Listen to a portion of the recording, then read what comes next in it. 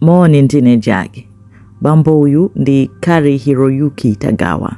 Tagawa anabadwa pa 27 September 1950 ku Tokyo, Japan.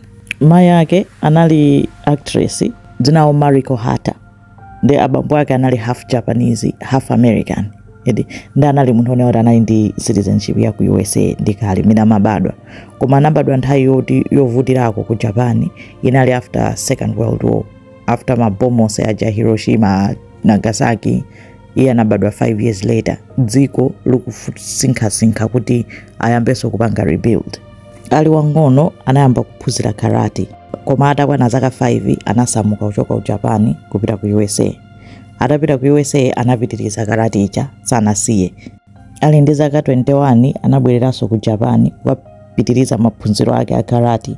Apo pano anali under leadership kapena mentorship ya munthu wina amachedwa Master Nakayama amene amamphunzitsa ku Japan Karate Association. Kenako anapanga create system yake sopano kuti ino atachita master karate icha anapanga create yake yochedwa Chunshin. Edi akuti kupanga deal ndi energy kuti osamenyana ndi manja komano kupanga focus on energy, kusuntha energy kutani zomwe amapanga ma Japanese mu karate munjani zichati maona mafilimu zija. Atachoka pamenepo anabwereranso ku USA mpameneno career yake ya acting inayamba kutsatira ma footsteps ama yake pajanauso anali actress.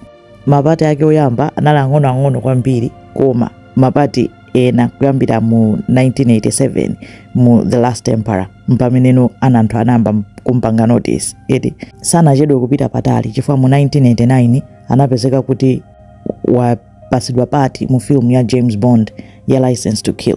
Ndi chinthu chovuta kwambiri kuti ukapezeke mu film ya James Bond. Ende kungokhala mu film kukhako kuma kuchita raise profile kwambiri. Ndiye profile yake inapita pamwamba kwambiri just for being mu film ya James Bond. Ende nkhope yake ndi mmene amaonekera amangooneka munthu ovuta wina wake nyambalo ti basi role ya villain kapena munthu ovuta tingoti nyambalo imamukhala kwambiri ngati mena alili bolo. Kenako mu 1991 anapanga film ndi Dolph Lundgren ndi Brandon Lee, action film yochedwa Showdown in Little Tokyo. Kumenemo iye anali Yoshida.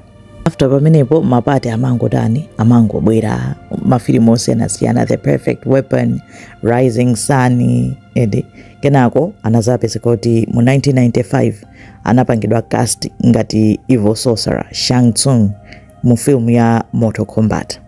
Nde Mortal Kombat inasinthiratu career yake chifukwa olomawu wake anatenga kwagwiritsa ntchito mu Mortal Kombat game, ma web series ya Mortal Kombat Legacy, Mortal Kombat 11 mu 2019 zone yoti imangopitirirabe koma ndi franchise ya mphamvu kwambiri and yeyo anali part of it. Aside from kukhala actor analiso producer komanso director. Nde amazitha kwambiri kuchita direct filimu si chinthu chamasewera. Amachuka ndi actor koma amapanga ndalama zambiri kwambiri amakhala director kapena producer. Nde mawu ake Atagawa anali distinct kwambiri. Onoti anthu opanga ma game amakonda kwambiri. Nde nthawi zambiri amapanga play, amapanga lendi mawu ake ku ma game osiyana ma video game. Filimu ina yochuka kwambiri yomwe anali nawo anapanga nawo ndi Planet of the Apes. Mu 2015 analandira ma award, ma Legends Legacy Award makamaka chifukwa cha mafilimu ngati achina Last Dragon. Tagawa anapanga mafilimu ambiri oposa 100. Edi career yake career yabwino amene amagwira naye ntchito amati anali munthu wa humble kwambiri. Anakwatira anali ndi ana atatu ndi zidzukulu ziwiri. Pa 4 December 2025 mamawa mkazi wake anauza anthu kunena kuti Tagawa anamwalira chifukwa cha ma complications a stroke. Panthayo mama mwalira banja lake lonse linali pompo.